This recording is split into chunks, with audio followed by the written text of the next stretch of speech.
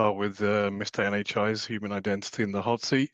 So I'm going to fire 10 questions at you in rapid fire. Are you ready, Oded, for Mr. NHI's hot seat segment? All right, I'm ready. Good. All right. So should agentic AI identities be treated separately to standard non-human identities? Completely differently. They have different behaviors. They act differently, and they need to be monitored differently. Generally speaking, users tend to hold pretty much persistent access, persistent entitlements. AI agents should change it and should have it basically created and provisioned on every action that they make, not even every session, rather than down to the granularity of every action, given their non-deterministic nature, as well as not very expected one. Okay, and I'm sure we'll get into that discussion a little bit more in the main session. Do you think CISOs are ready for the fleet of autonomous digital employees that are going to hit them? Well, that's a tricky question. CISOs are always ready, but in terms of AI agents, it seems like there's work to do that we all have as an industry. For example, within our recent report, the state of AI agent identity security, we've seen 84% of organizations that have surveyed, they say that their agents can access sensitive data, and more than 2/3 suspect they already have accessed unauthorized data. And that means something with regards to whether we are ready enough. There's no longer an innovation lab, right? We don't have that time. We thought that 2026 would have innovation time for us to understand as industry, right? For organizations to understand. The reality is happening right now. Breaches are happening. Bad functions, bad operations by AI agents are happening, and we need to react and to be better prepared. So there are mechanisms to be deployed. The technology, by the way, at least, and we'll talk about it on the Akeyless side, is ready to help. But yeah, this is what we need to do. Okay, related to that answer then, do you think AI agents will eventually need to have proper background checks like humans? Yeah, so I'm hearing about, background checks as well as men on the loop and things as such. It's nice. It's a good idea. It's a good concept. I think that it helps us psychologically to say we're not going to just release them to do whatever they want. We are going to somehow monitor and have background checks of everything. But eventually, I believe that AI would be used also to govern AI. So it's going to be more complex than this. We're going to see human in the loop, let's say in the next following year or 2 or 3.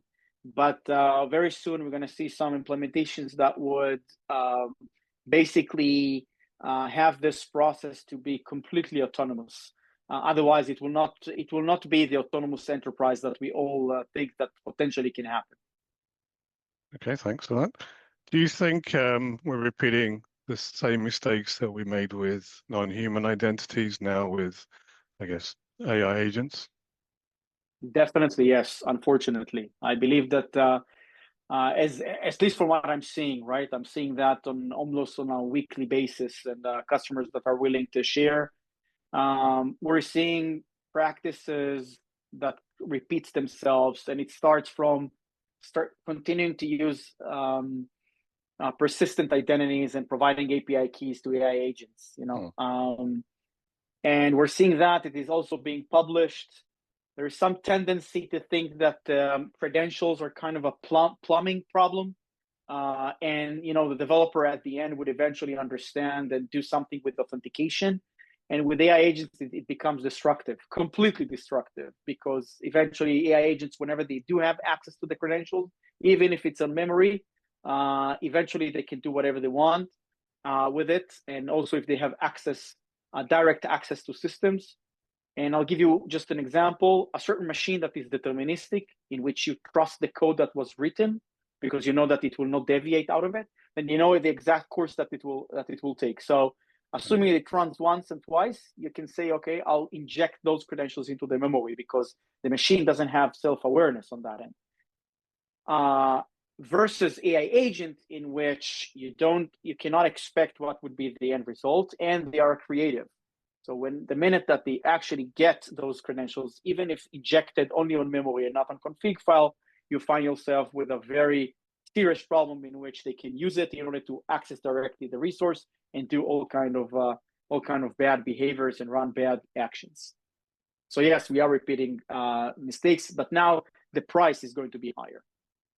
Yeah, look, I'm sure we'll talk about that a bit more during the session. We're clearly seeing some horrendous breaches in the last few months that, again, even have shocked me. All right, this is an interesting question. Do you think AI agents behave more like employees or software?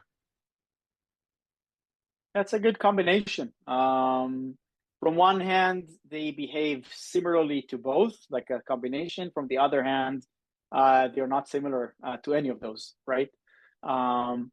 Yes, it's true that you cannot expect, human to behave the same because they have their own choices and they make changes. But at the end of the day, anomaly detection on humans does work, right? So humans tend to work out with certain patterns.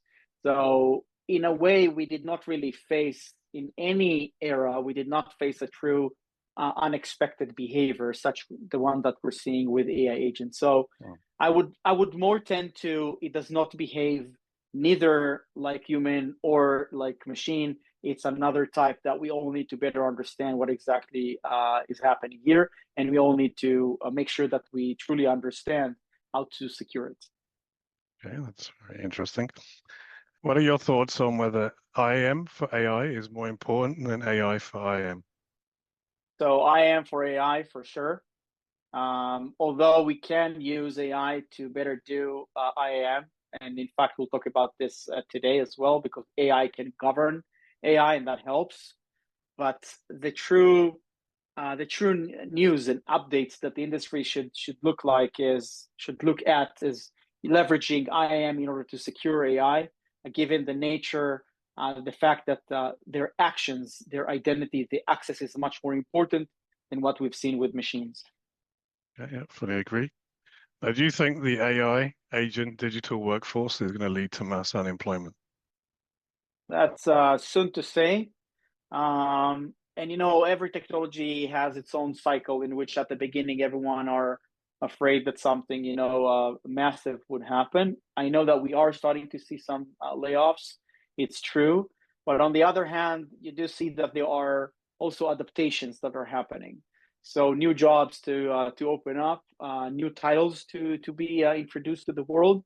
I believe it's a bit too soon for us to say whether it will cause a mass unemployment, and we should stay more optimistic with regards to the adaptation that the world can do. Okay. Do you think PAM changes dramatically with the introduction of agentic AI?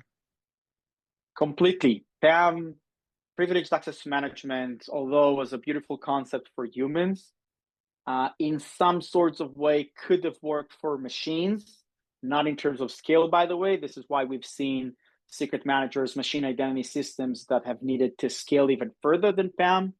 And there are other aspects within PAM that were not implemented right, such as ephemeral identities that were not there yet.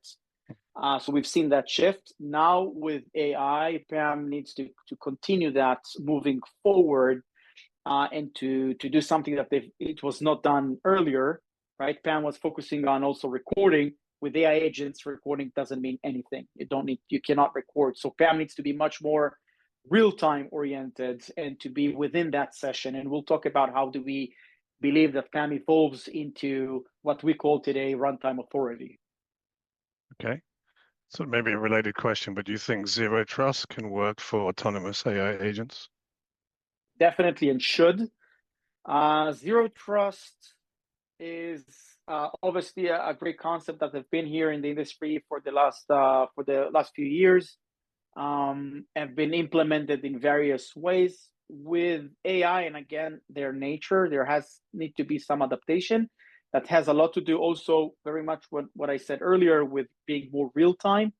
So although there are some adaptations of continuous authentication within zero trust processes that were written specifically for AI agents, again, you would find that there needs to be a lower or higher granularity or more in-depth granularity in terms of reapproving what's happening, because zero trust in general was about authenticate, and now within the session that is authenticate, you can do whatever you are allowed to. With AI agents, we need to continue that authentication of the actual action down to understanding the intent and providing it the eligibility to operate. So that makes it going even deeper. Last comment on this, by the way, there is some adjacencies between PAM and zero trust access, and modern PAM that I believe that we will see more and more converging in the future. Okay, and look, final question. Do you think it's possible to truly govern and control agentic AI agents? Of course, it is possible. It requires further dedication and cooperation. And it requires great architecture and patience that we don't have, obviously, but definitely it is possible. Okay, that's it. Oded, you survived Mr. NHI's human identity in the hot seat.